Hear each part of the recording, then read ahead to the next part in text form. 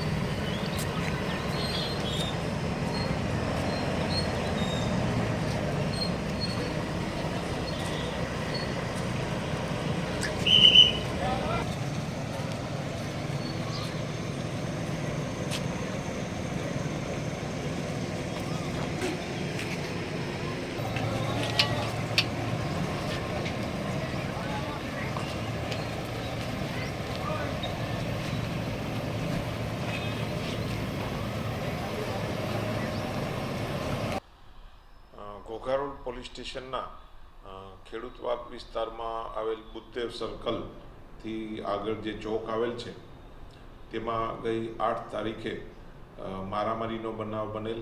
તેમાં વિશાલભાઈ વાજાને 5 આરોપીઓ દ્વારા પેટના ભાગે છરીના ઘા મારેલ।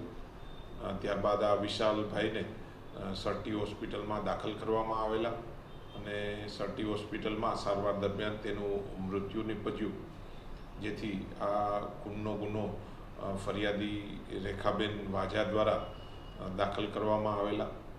આ કામે પોલીસ દ્વારા જુદી જુદી ટીમ બનાવી અને જે 5 આરોપીઓ જે છે તેને પોલીસ દ્વારા અટક કરવામાં આવેલા છે અને આ ગુનાની તપાસ પીઆઈ શ્રી દેસાઈ નાઓ ચલાવી રહ્યા છે અને આજે નામદાર કોર્ટમાં રજૂ કરવામાં આવનાર છે।